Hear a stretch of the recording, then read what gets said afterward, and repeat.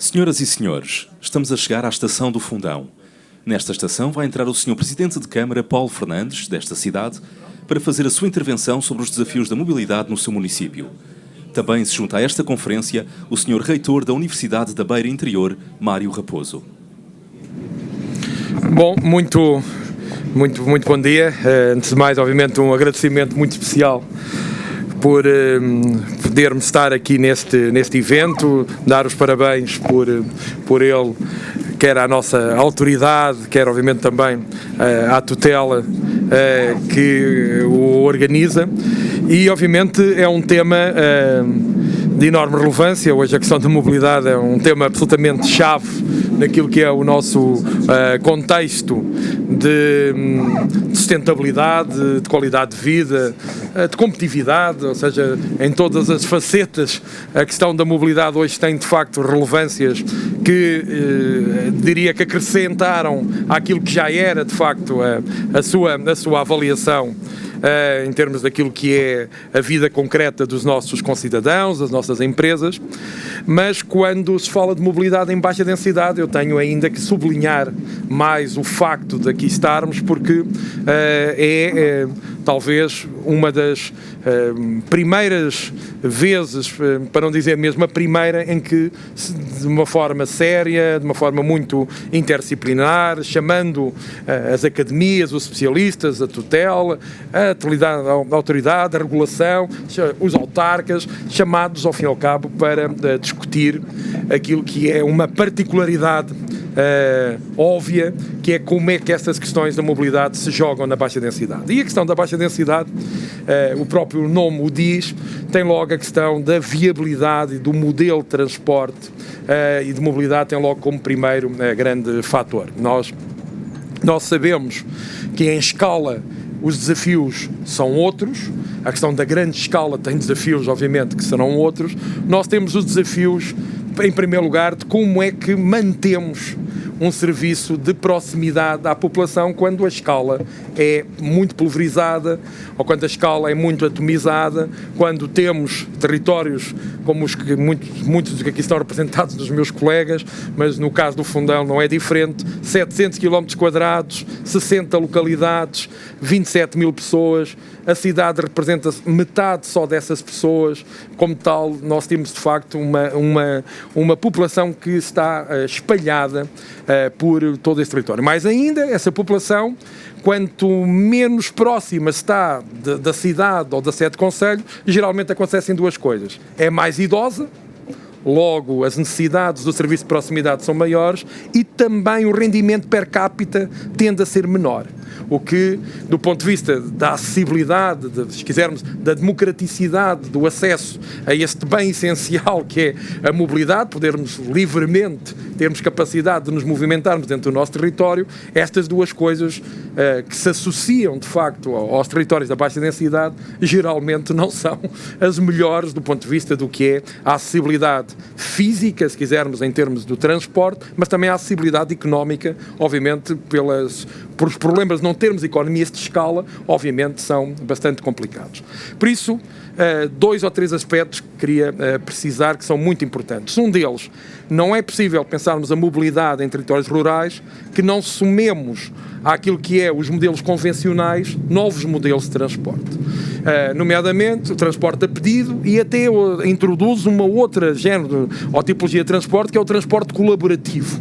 Os modelos colaborativos têm entre entidades públicas, terceiro setor, eventualmente o cidadão, também têm que ser trazidos para o processo, porque mesmo o transporte a pedido, nós, no nosso caso, da nossa CIM, até o piloto da nossa CIM que está mais avançado é o do Fundão, e os números iniciais apontam que mesmo o pedido, se não tiver um complemento com um género de transporte mais colaborativo, ou seja, um transporte mais partilhado, que o pedido já traz, mas agora ainda numa relação também com outras entidades, ou seja, se não houver até alguma inovação do ponto de vista do que é um modelo de transporte colaborativo, até do ponto de vista legislativo, se calhar nós só com o pedido pode já não ser suficiente, porque a atomitização, o átomo da procura é tão espalhado que mesmo o pedido pode ficar extraordinariamente caro ou precisar de uma compensação, obviamente pública, num valor que eventualmente podemos não estar disponíveis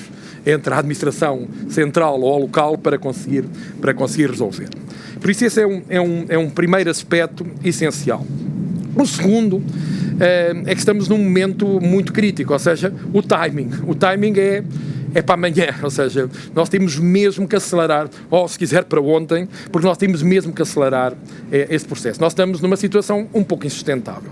Hoje, o sistema de transportes convencionais que temos funciona porque os municípios pagam muitíssimas compensações. No caso da CIM, a qual eu faço parte, nós devemos andar perto de 4 milhões de euros de compensação por ano.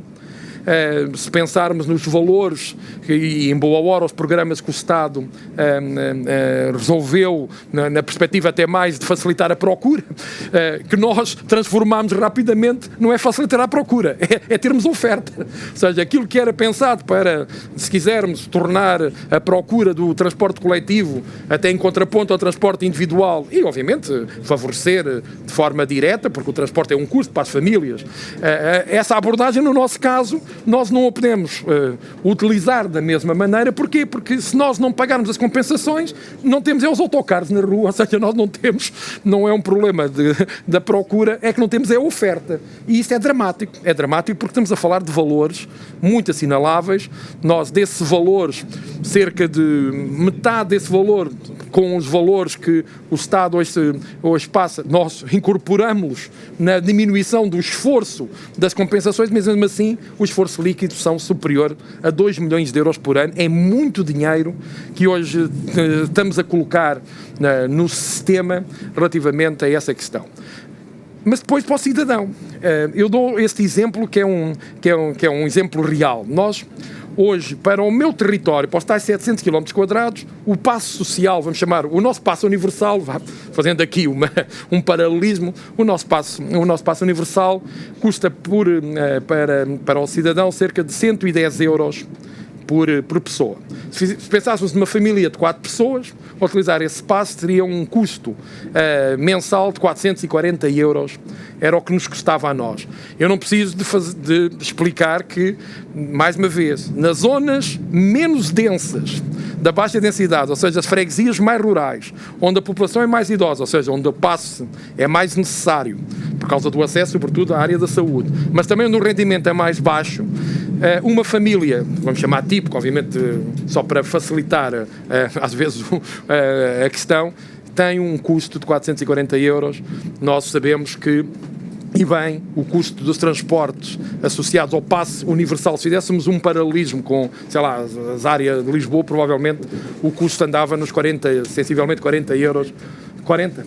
88 para a família, por isso 80 euros para uma família. Nós estamos a falar em 440 euros na mesma referência, ou seja, 5 vezes superior o custo na zona onde nós temos cerca de 60% do rendimento per capita relativamente a Lisboa. Vocês cobram esse dinheiro ou é o custo?